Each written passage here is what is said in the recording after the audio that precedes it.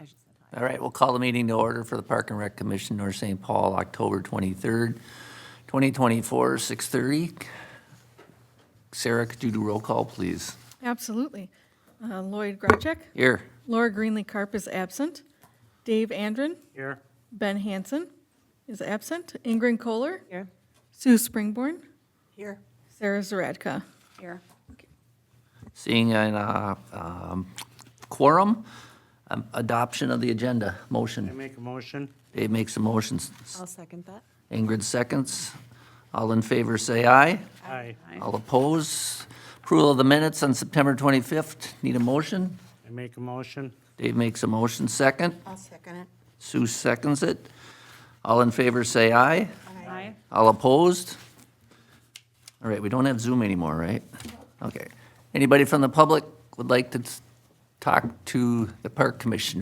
You'll have 3 minutes. Please state your name and address for the record. John Schmall, 2750 Chisholm Avenue, a not-so-extraordinary resident in a extraordinary city. I wanted to know when the meeting was, so I did what I always do. I go to the calendar and to see where, when, whatever, and there is something on the 24th. There's nothing on the 23rd. If you want to do it, you can look in your phones and come up with that. So, the next step is, well, I guess you're going to have to search because it's not there. And you do a search, and the calendar comes up for the Park and Rec. Oh, yes, there is a meeting on the 23rd. That's today. And we want more details. And the first thing up is that the meeting is on Zoom, right there. So you click on that to see if that works, but it's not. Little wheel keeps turning and turning and turning, and there's no Zoom.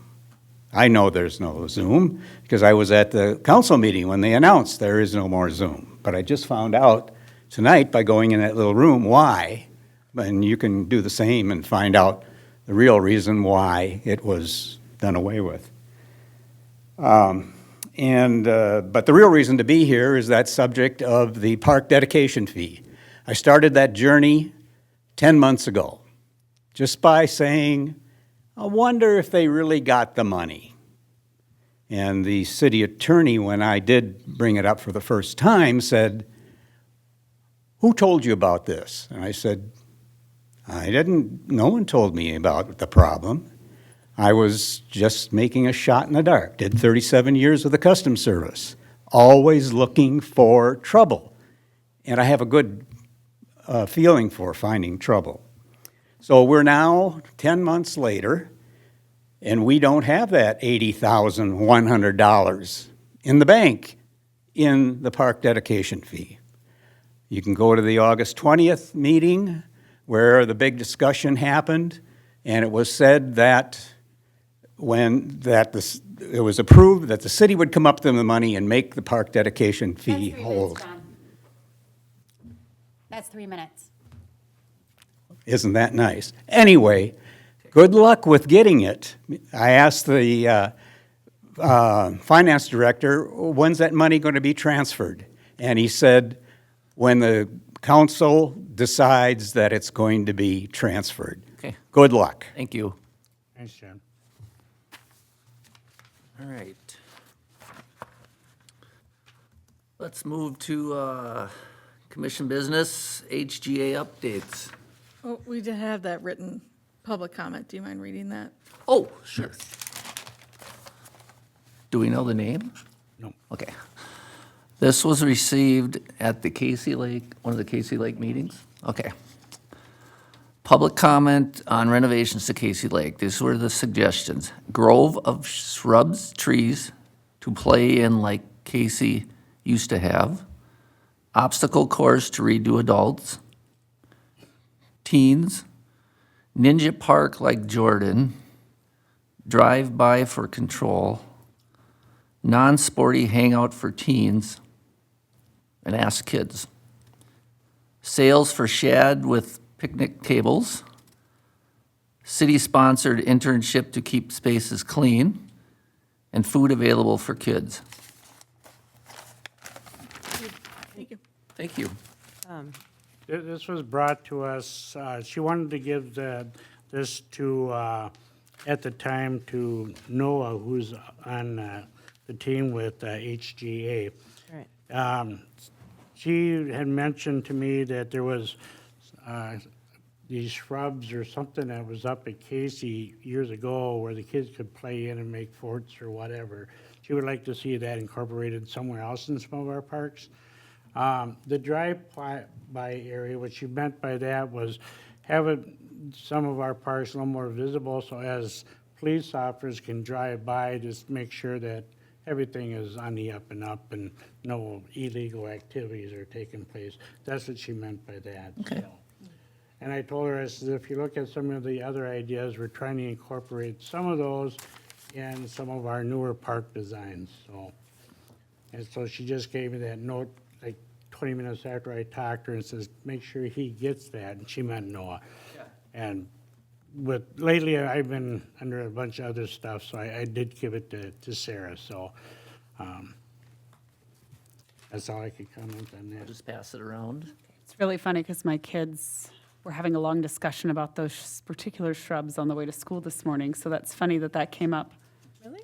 All it was some shrubs and it had died in part of it, so there was like a hole, so they could crawl in. It was like a little, almost like a little hideout. Yeah, make a But it was fort. like the way it had grown in, and probably because kids were walking in it.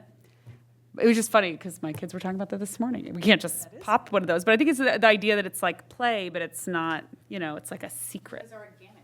Yeah, yeah. And my daughter was like, I don't know why they cut that down. They didn't even put anything there. And then it made me think, I'm like, I don't know why they cut it down. I mean, it wasn't the prettiest looking thing, but you could tell kids went inside but that's funny. It's just ironic that that came up this morning. Any other comments on it? I have a question. The last comment says food available for kids. Can anyone expand on what that means? That I don't know. We don't know. Okay. Is that at like events? No idea. Okay. Well, Do we have a name? No, kidding. No name? I'd Okay. like food available to me sometimes too. Okay. The ninja course idea is kind of right in keeping with what, we envision at some point there. The Yeah. obstacle course, aren't we working on that eventually? Well, Trigger will talk to you a little bit about some of the ideas. But. All right. Treg, you're up. HGA. Just remind me, am I able to come up here and Yes. plug in? And Yes. we'll be- Yes. we'll be- Absolutely.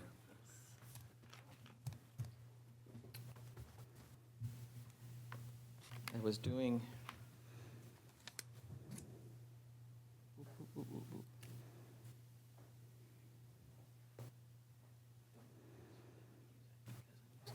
I think I know pretty much everyone now, but again, because it's on a little larger forum, I'm Trig Hansen, landscape architect with HGA Architecture, and let me just, HGA, as a reminder, was selected earlier this year to help, for RFP process to help North St. Paul look at 3 parks. The North McKnight Athletic Complex, the downtown, what we've started calling the downtown open space, the triangle on the southwest corner of downtown on 7th, and then what we're calling the 3rd Street North open space, the wooded lots across from the Gateway Homes. We've been doing that for the past couple months.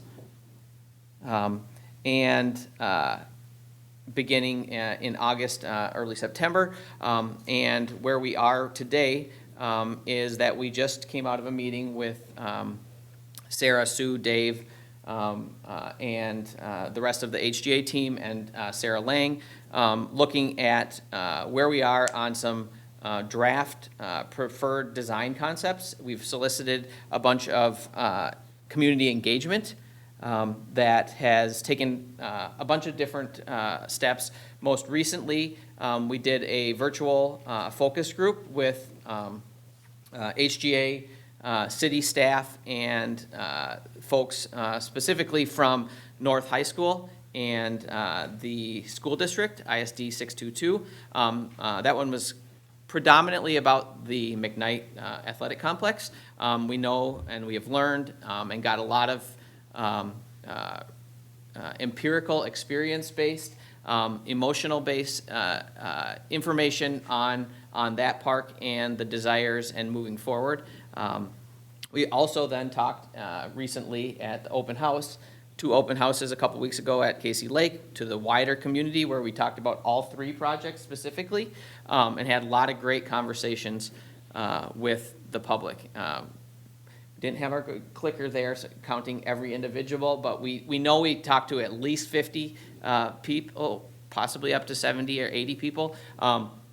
Some that came based off the advertised event, many that we flagged while we were there, people out loving the playground and the beautiful weather that we were having, and they were gracious enough to come in, spend some time, and provide feedback.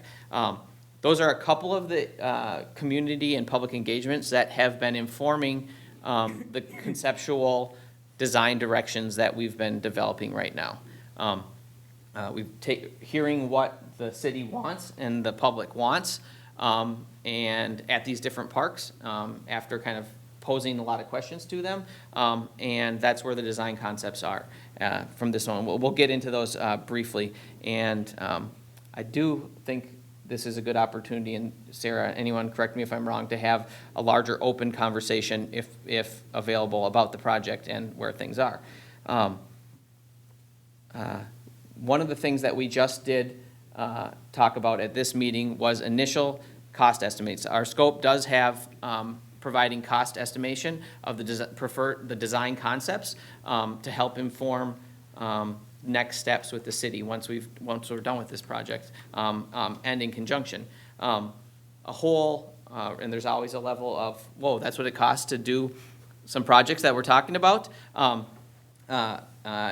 Couple different scales of intervention that we're exploring at McKnight, looking at from $5.5 million to $13 million. These are loaded conservative cost estimates, meaning that they reflect what it would take to implement the programs that we're showing on a conceptual design plan. These are the programs, the desires, and the wants. Cost-based decisions have not been made yet, other than making sure that the amount of cost that we're incorporating into the cost estimate is appropriate for the item that we're talking about. So rough square footages, rough qualities and quantities of some things. So again, cost-based decisions haven't been made on these.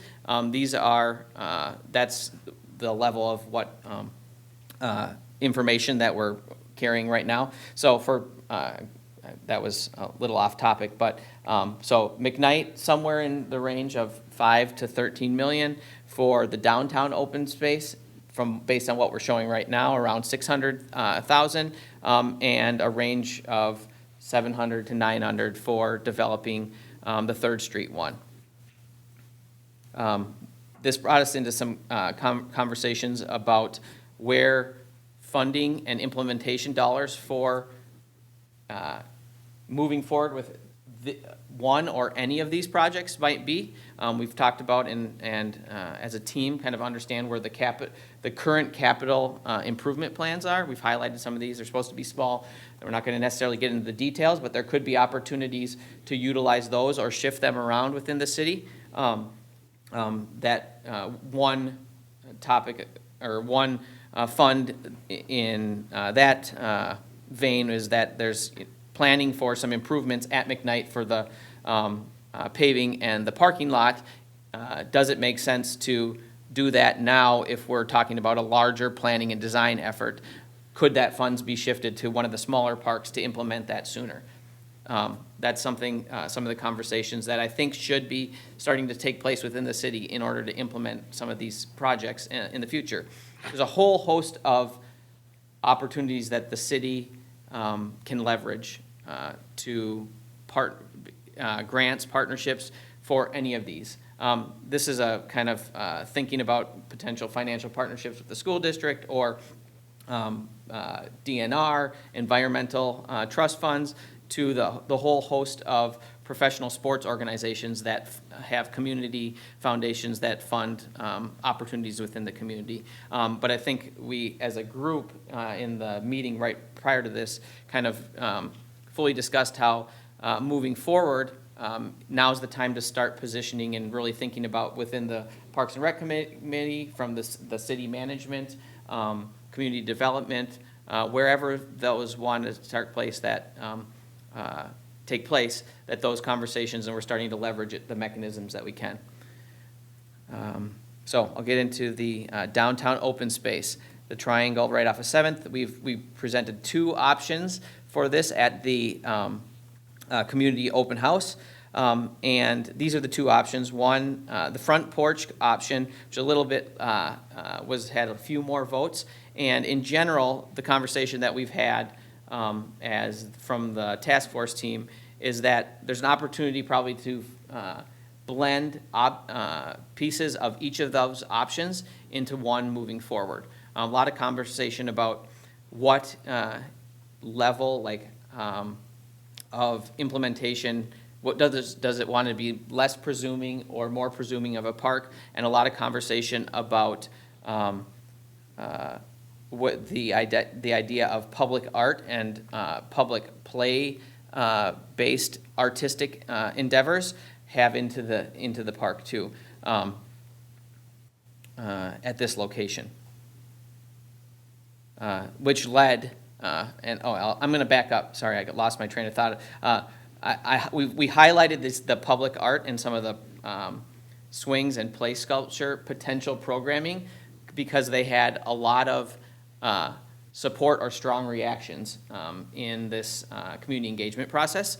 So we wanted to solicit a bit more conversation within the larger audience, gave a little bit more higher level of opportunities of things that are purely kind of sculptural as public art to play structure as public art.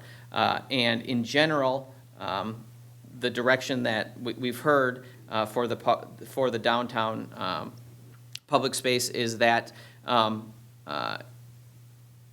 we want to provide flexibility that has a level of playfulness, but can combine, I'm gonna see, do I actually have, nope, I don't have that slide. Apologies. That general things about space making and place making, like benches or tiered seating, can have a level of play and artistic character to them that could, in initial implementation of a park, provide the desires and reflect the desires of the community. And none of this would be prohibit future interaction of purely public art or play-based public art in the future. Should I keep going through the entire thing, and then we'll just have some talks at the end? So the 3rd Street open space, the 2 concepts that were presented were one that was nature play and community garden based, and one that was a larger forested dog park and with a small play area on the south corner. The public open house findings were pretty strong more in support of the nature play and community garden approach. Which from the design sense and the space being a wooded area that has some level of seclusion but connection to the nature or the Gateway Trail and adjacent housing, from a design sense, it seems appropriate that nature play would be fitting for that space. Although we have had some further conversations about strong desires and support for other pieces that weren't directly involved with that one option, being community garden and dog park. Those are things that I know through conversations with PRC members in particular are still requested as things that the city doesn't have, and this could be opportunities for them. So the area to the south, right on the corner of 7th and 3rd, it's existing kind of open green space. We're still toying with, is that a space that could have the community garden or a smaller dog park, or be left for future flexibility as just simple green space now. Moving into the conversations of McKnight Athletic Complex, this is a site that we continue to learn more and more about and develop more questions as such. We've learned and are still learning about the use agreements, as I think many of the city and committee volunteers are. This longstanding use agreement with the school district. In general, we're assuming this continues, and we've heard that from, that's the assumption, by the school district as well. But how does that relate to priorities of the city moving forward? Comprehensive plan language identifies McKnight as playfields, and that we would know that as a project actually moved forward and got permitted, there'd be review by the Planning and Zoning Commission on whether that the proposed uses are in alignment with the comprehensive plan. And that doesn't, our understanding and our experience with that is an athletic complex does allow for amenity support and other programs, whether it's in this jurisdiction or our experience in other ones. So by no means does incorporating other programs on top of the existing athletic programs fly in the face of what the comprehensive plan language does. We know that there is the existing triple count batting cages that are operated by that business and have a long-standing leases that have been renewed over the years, and currently have one that has recently been renewed for, I don't remember the exact terms, but what is the appropriate planning approach for that involvement right now on the site as well? So those are all questions that we're getting more answers to and having more questions as well moving forward. All that being said, we've developed some conceptual design thinking for these sites. We presented 5 different options, or shared 5 different options at the open house, and had further conversations with the PRC subcommittee and the community liaisons. In summary, what we heard is that it's great to think about how we can add additional programs as amenities that support the community. There's also great opportunities to make the athletic complex more flexible for different types of field sports. Right now, it's dominated by one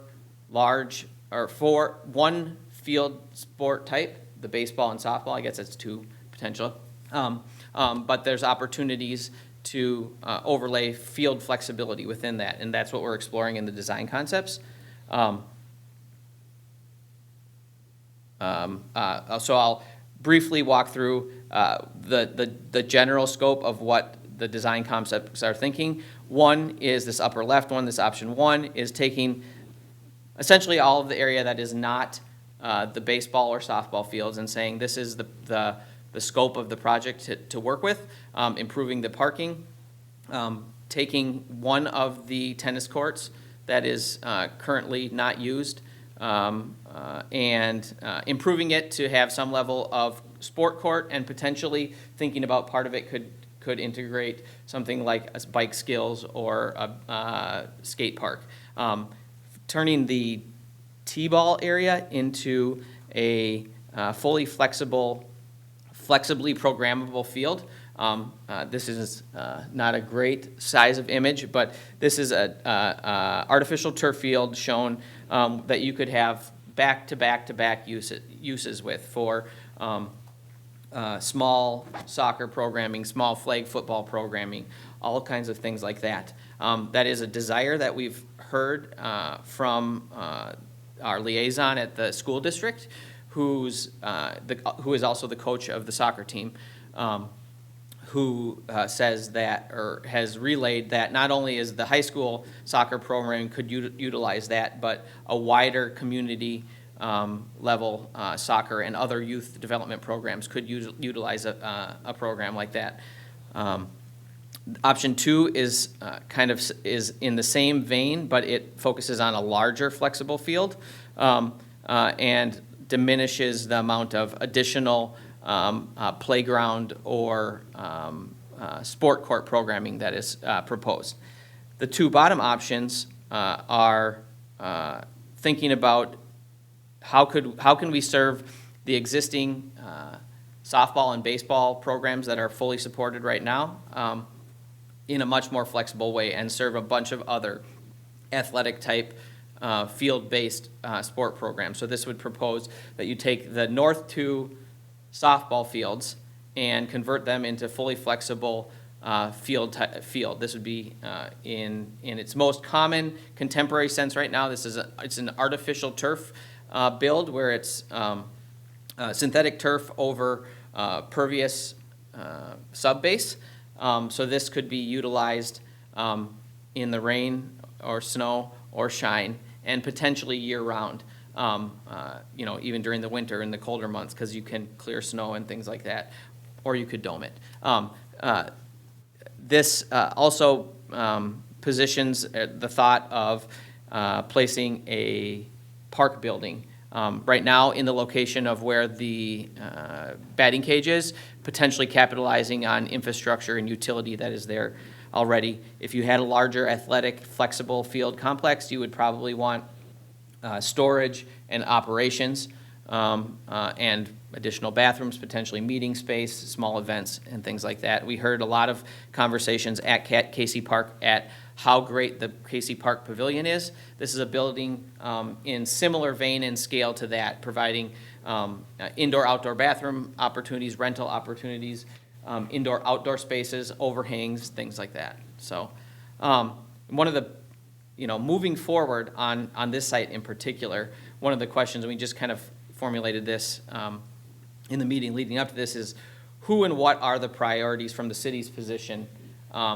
for further improvements and operations of McKnight.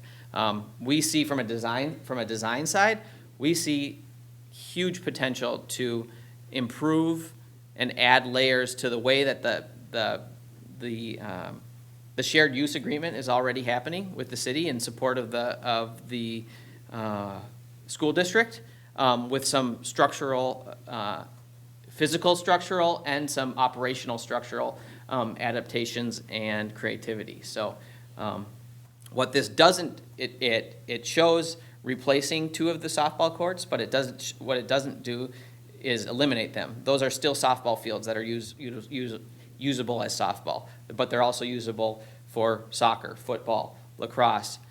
You could have 5, 10 little soccer fields set up at the same time, or all kinds of other different types of field sports that may come up within this vibrant community. So I think that's the end of my, actually, no. So what we're working towards is refining the options and the dialogue that we've had to the next month, presenting what we're, as of now, we're calling about a 95% draft of the concepts, because we know we're going to learn more information through other conversations and stuff. So that will be in a month, a week prior to this meeting, and then reporting out with potentially some adaptations to that draft to what we see as then a final preferred design approaches. So I hope I did that in less than the half an hour I was given. Oh, you're fine, you're fine. Hopefully I have a little time for conversation. All right. Are you good, John? Or Trig? Yeah. I did open it to questions. Yeah, I'm trying to wrap my brain around the multi-usable field. Yeah. So is there an example of a softball? I just don't want to lose the ability to have softball there on those fields, and you're saying it'll work, and it could be Yep. soccer or it could be softball. Is there a nearby field anywhere within the 30 minutes? Sylvan Rec Center. Okay, so And where I could see one of It's these? right and just- on Maryland. Sylvan Rec Center on Maryland. That's the city of St. Paul. Yeah. In some, there's, and I could have an hour-long just slideshow of all the immensely unique ways that different institutions, like private school institutions to municipalities, have designed and arranged these facilities. They come in all kinds of shapes and forms, you know, some where it's a square with a softball diamond kind of protruding out of the side so that you can have overlapping. In our case here, the general conceptual shape is the same as the softball fields. You would probably utilize movable fences on wheels, we'll say, to do like the the outfield or the field, the divider between the two. So that's an absolutely great point. It would be really easy for us to pull together a few other examples. That would be- Other than a few, I mean, Yeah. I already have them compiled, you Yeah, know, yeah. and just share them as larger. Yeah, I'd love to see how That makes sense. Yeah. Lack of imagination on my part. I'm No, just trying to, it's I mean, all I good. I believe you. Yeah. I just would love to see this in a concrete way. So, I mean, Yeah. I can go take a look at these fields too, that you mentioned, Sylvan Rec Center. Yeah. So, thank you. Anybody else? I guess I'll just bring this up to the committee because I brought this up in the sub-meeting. And I think it's something we're talking about, especially Cassidy, as you guys talk about on the council, is we have a longstanding agreement with the high school, with the school district. They don't currently pay for that space. They have contributed signs and things to the students use those fields. They have a need and a use for 3 softball diamonds, they said, is really what they would prefer to keep. The question I raised is, what obligation do we have to keep those 3 softball fields based on their need and not the community's need? Because our community doesn't all play softball, and so keeping 3 fields makes it very difficult to do anything else with that park. And this is kind of our last opportunity within the city to have this large space and use it for the whole community. So something I just wanted to bring up so that, I'm not the bad guy in all this, is like, I think keeping a use agreement with the high school is really important because it's right there. But I also think we ask the question of, how do we service those high school students, the children that would be there with their brothers or sisters playing games? And how do we make sure it's usable for the whole city? Because so many people don't even know that McKnight Fields is a city park. They just think it's part of the high school. And my argument would be, the high school isn't paying for this, the city is. And so I would love to because I know Noah and Trig were kind of asking about where do our priorities as a park board lie? And the first thing I said when I saw the 4 softball fields is, why are those 4 softball fields still there when when people do not use them? I did get information that the high school does use them, but if the high school is the only one using those fields, I just want to challenge the group or hear your feedback on where do you lie in this? Because they can't make a design unless they know where we stand with going back to the high school and saying, actually, we're going to give you 2, and then you can flex these other ones, or, actually, we need this for something else. I just would love, Cassidy, everybody's kind of, whoever has feedback on that matter, because that was something we left out of there, is that North High kids are still our kids. They're still North St. Paul, residents. But my fear is that, we don't get to do this again. And if we're talking between $5 and $10 million, we need to do this right. And I don't want to be pigeonholed into keeping 3 softball fields because that's what they want, when the trends and statistics are telling us that our demographics and that sport are slowly declining. So I just think it'd be good for them to have that information of how you guys feel about that too, Cassidy included, of where you think the council would sit with that. But I think we just need to dig a little bit further into what does that agreement look like, and is there even anything written?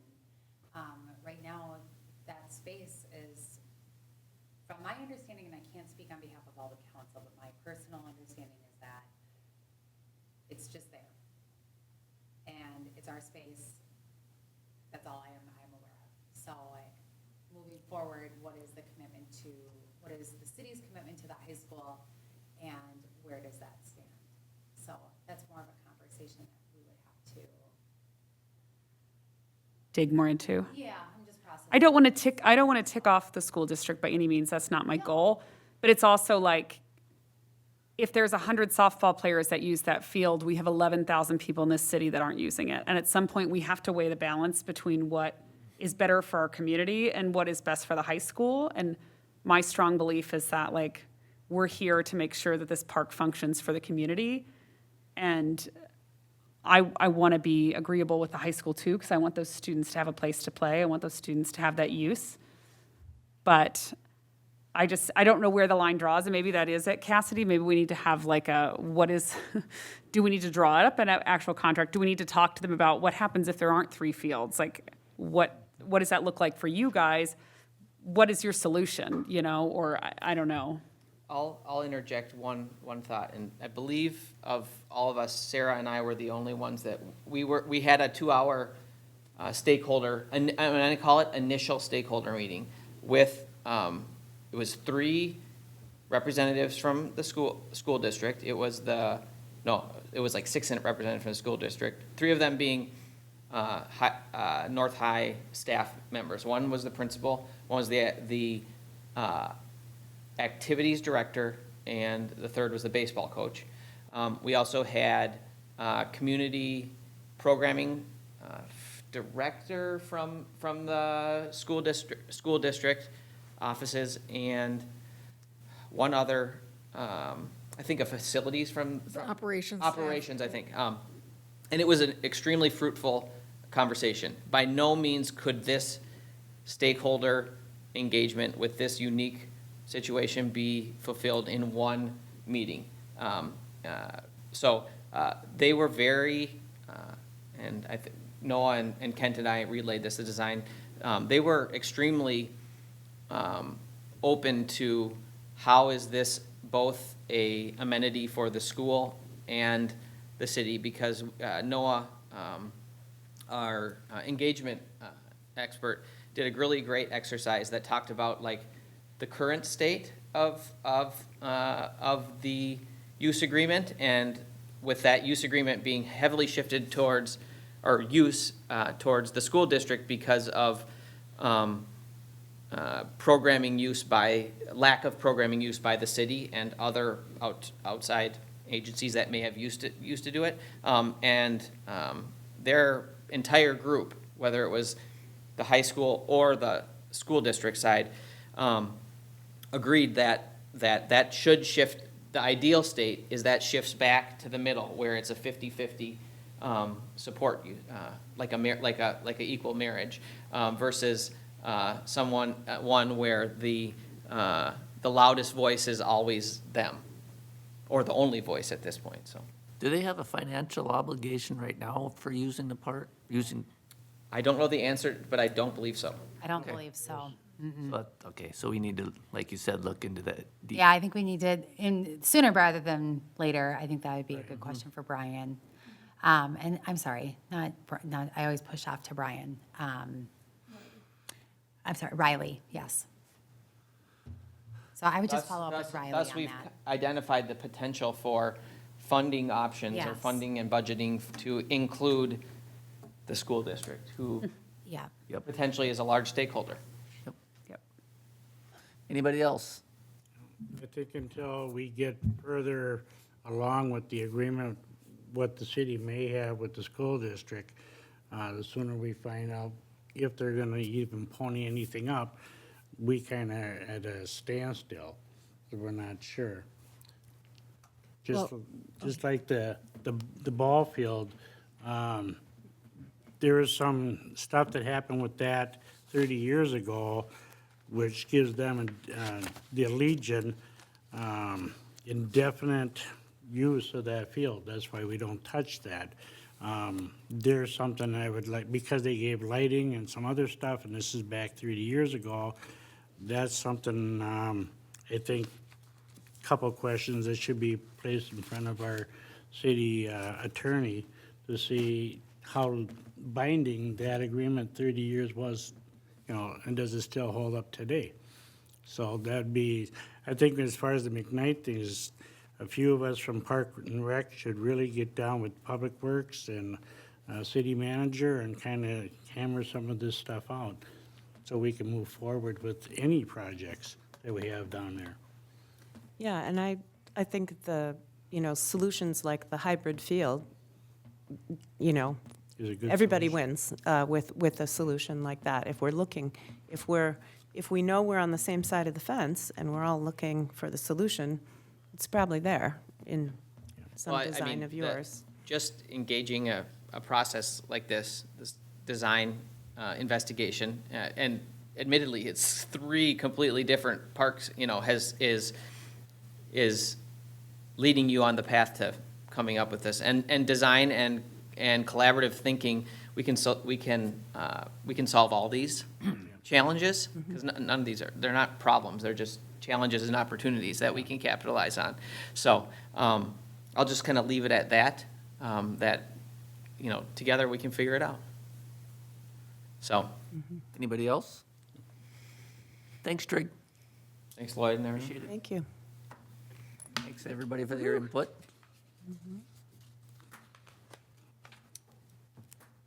I will send, I assume this, what I just showed is part of the meeting agenda, would be part of the.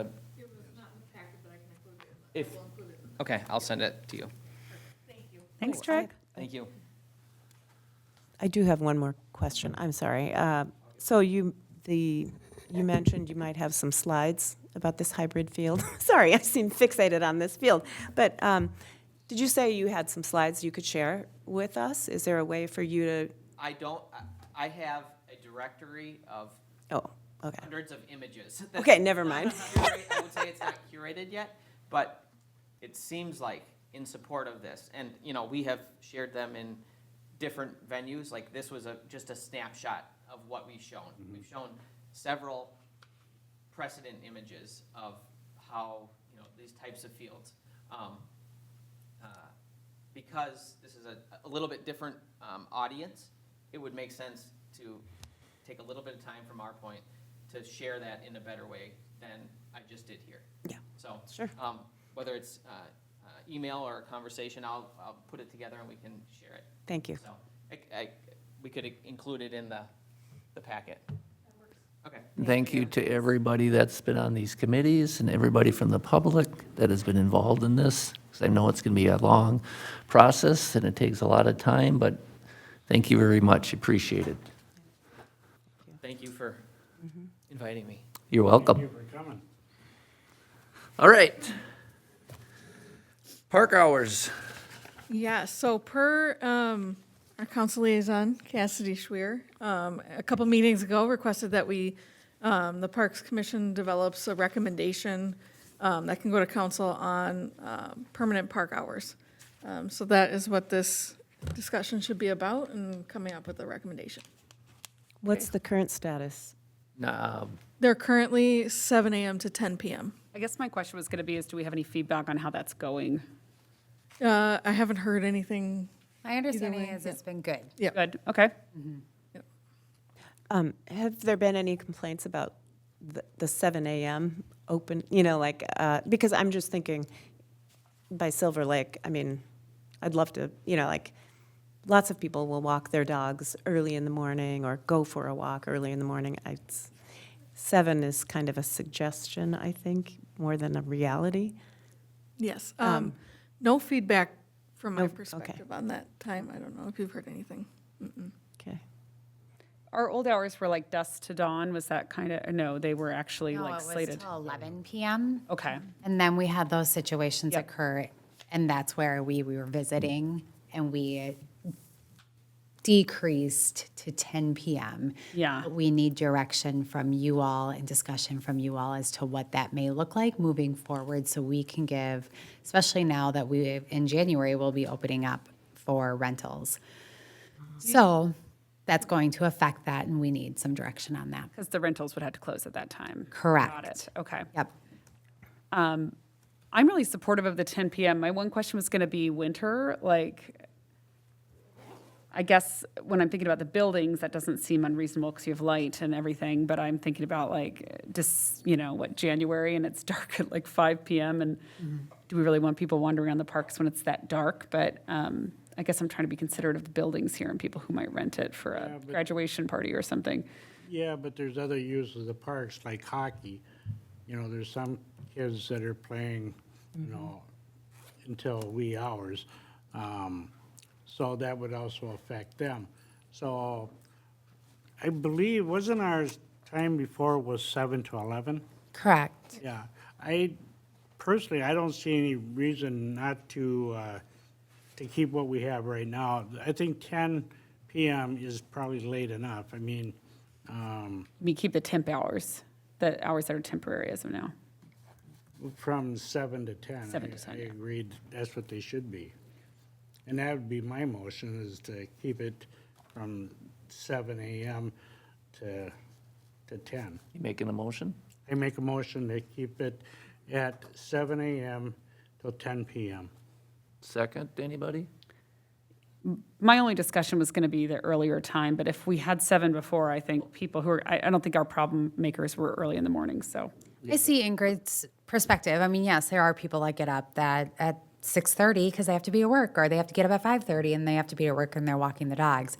I think there's a difference between ruckus and walking a dog, or walking in the morning, or running in the morning. I mean, I'll go for a run in the morning, and if it's along the lake, it's along the lake. And if an officer wants to come to me and tell me, I'm sorry, it's not open, then I'll run away from the lake.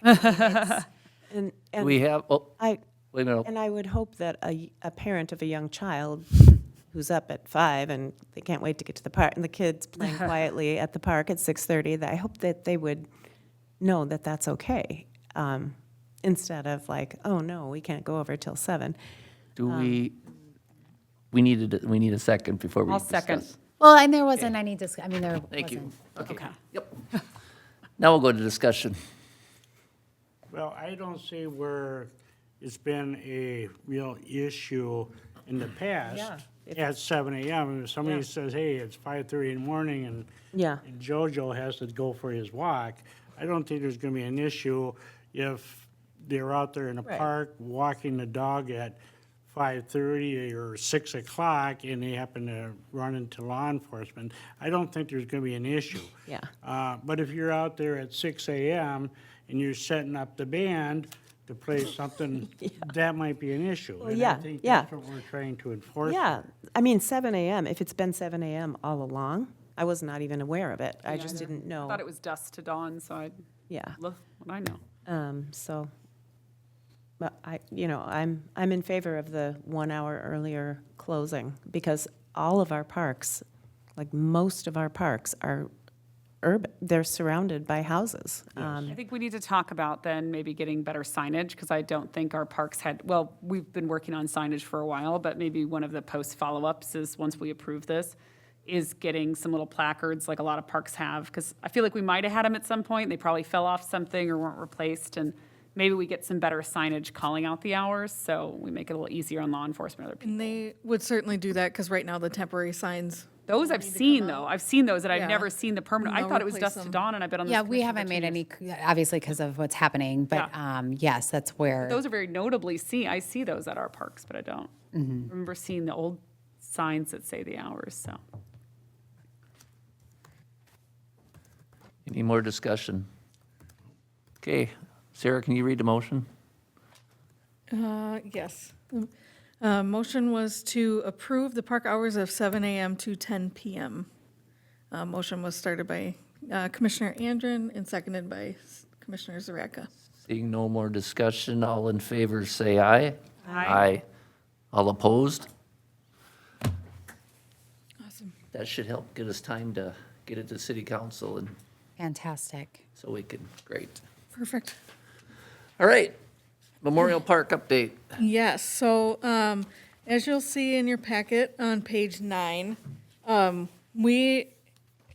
recently looking over, we've had some orders for some memorial benches, and I noticed that the costs were not in line with what we're charging the customers of this. We were not charging nearly enough.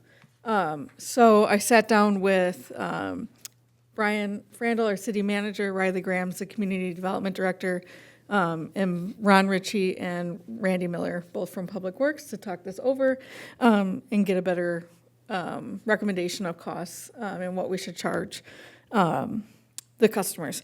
So you'll see on this page in the yellow is what we're proposing to charge. And for the bench and the picnic table, it's noted on here, but I just want to make sure people know that that also includes the plaque.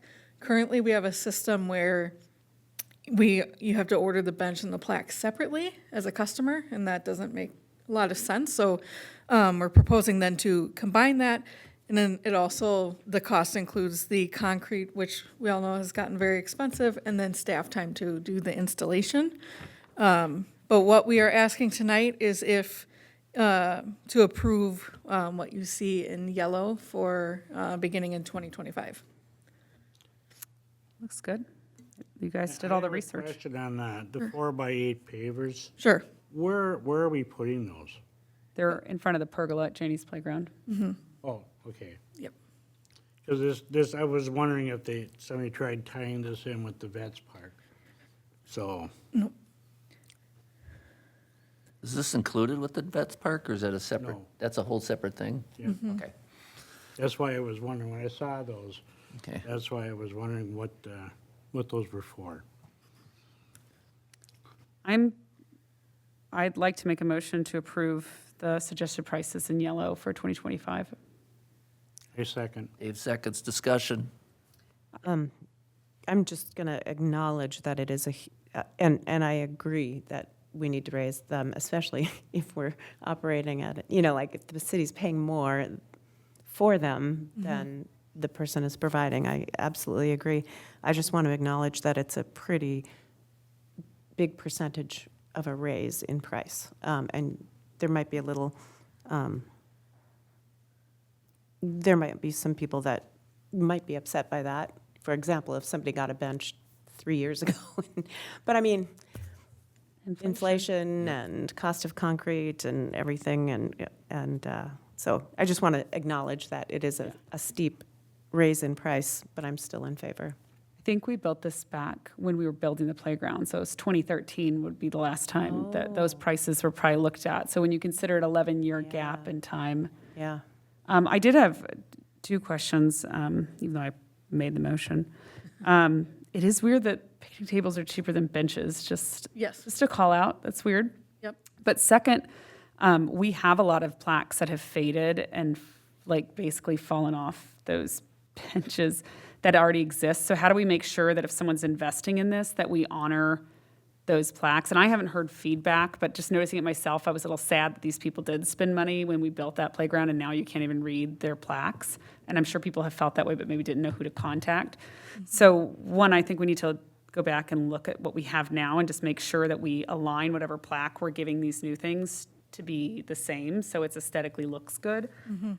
But two, I think we need to understand that if plaques are X amount of money, and if whatever plaque we're buying now doesn't hold up, how do we stand by that agreement, We should have maybe a replacement policy or something. Yeah, what do these people do who've had plaques there for 10 years and they're faded? Is that their fault? Does their bench get replaced by somebody else? It feels like they made the investment, so we should honor it, but maybe we shouldn't. I don't know.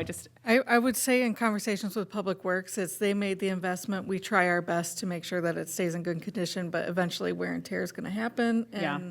And it's become city property, so if we need to remove that bench at some point, we can. We try Yeah. not to. And then it would be up to the person So that maybe purchased the plaque to replacement. replace. Yeah. So maybe it's making a cost within that, because there's one of my benches up there that I'd like to get replaced, because you can't even read it anymore, so, and the kids really like it, so I just, maybe options for people like that too, because we used to, before there was continuity, we had some that were brass plaques in the bottom of the part, and then these were in the back, and that company went out of business, so we can't just replace it, but whatever you guys are doing now, I think it might give people an opportunity to make that And- look We could more. timeline it. And I would, oh, With- sorry. We could timeline it, tell the person you're X amount of years and we'll be responsible, and after that. I don't think we would say let you're them know- responsible. Let them know, we can also let them know if things are getting deteriorated, that, hey, this is what's going on. Out of respect for their loved ones, we can touch base with them and go, hey, where do you want to go with this from here? I think that should be the policy. If somebody pays for a bench, I think it should be clear up front that in 10 or 12 years, this might need replacing. this is our policy on that, or this might cost X amount, or whatever. I think that needs to be super clear up front, because this is an emotional thing. And, you know, you might be thinking, well, that's my mom's favorite park. We want to make sure that 2 generations from now, you know, her great-grandchildren can come sit on that bench and look at the same lake. You know, like it's a very emotionally laden thing. And I think that makes it important to make it clear up front, and then also have the default be do what we can to contact the family. Excuse me. Do what we can to contact the family. And then if they decline, or if they say, I'm sorry, it doesn't matter that much anymore, that it's that bench or whatever, then move on. But I would hate for the city to make a decision without having thought that through. So Maybe we have something in place that it's more of an acknowledgement, not a policy, but just an acknowledgement that, yes, it's act of God. Things are going to wear and tear. Bench may collapse because there's a tornado that came through town, or the snowstorm. I mean, you never know. It's act of God. So that said, hopefully, I'm assuming, and maybe if not, just double check that there's an acknowledgement that indicates that as well.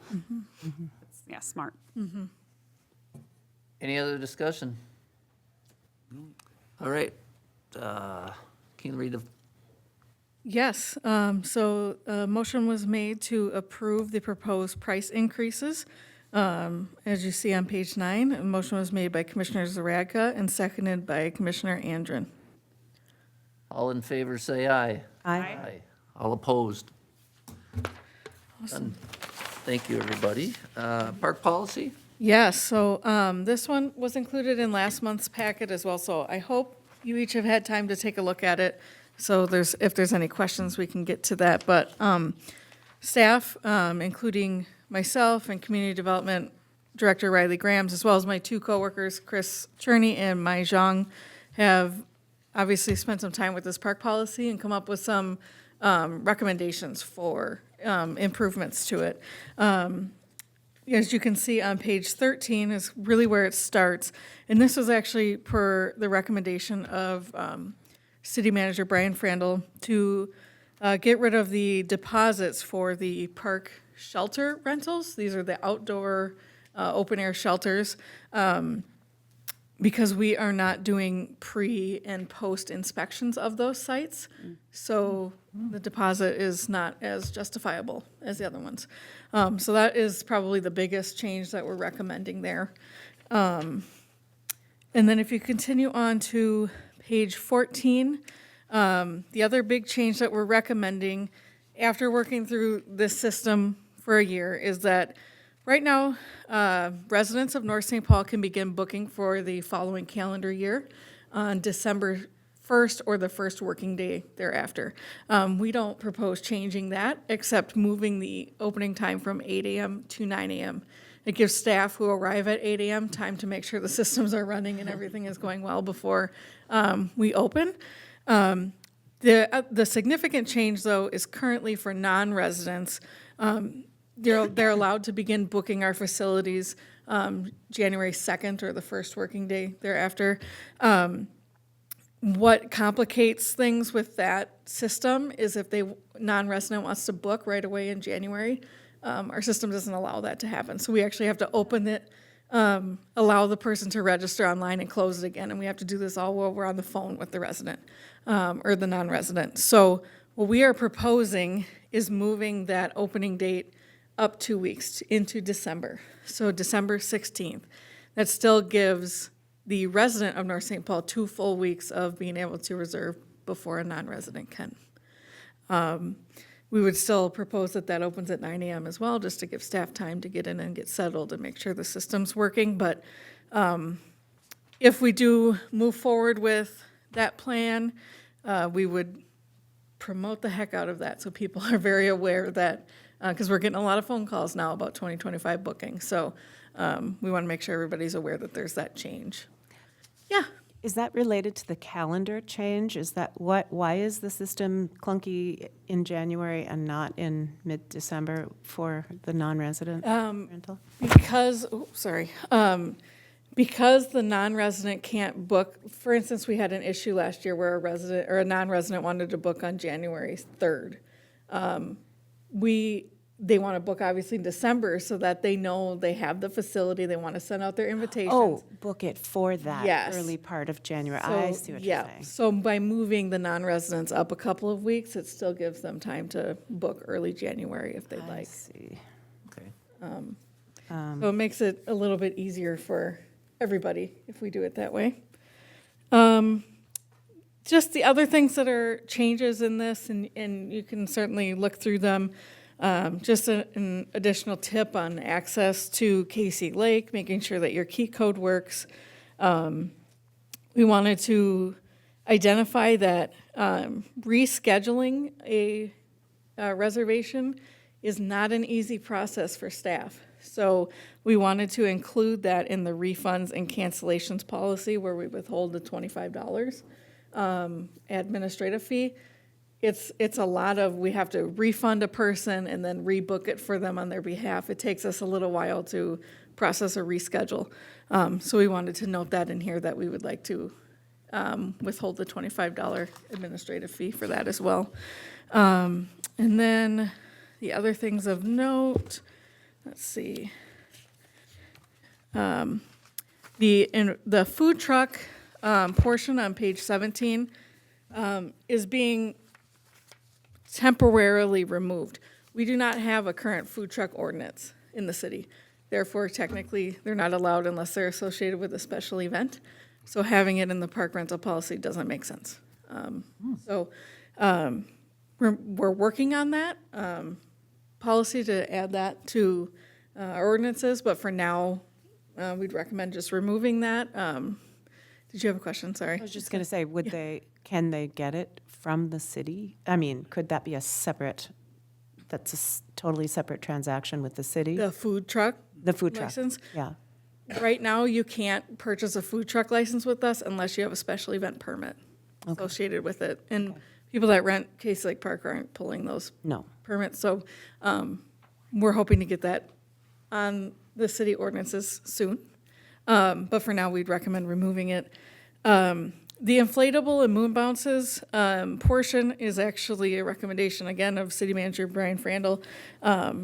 Previously, it had said in here that unless it's a city-sponsored event, they aren't allowed. He wasn't comfortable that we can have it, but other people can't. So he worked on some wording here that allows our renters to have inflatables and moon bounces as long as they provide proper insurance and that they do a locate. They call for locates to make sure that the person's not going to hit our irrigation system or electric lines.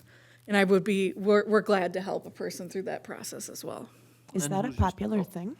And just curiosity, if they do hit a line, who's responsible?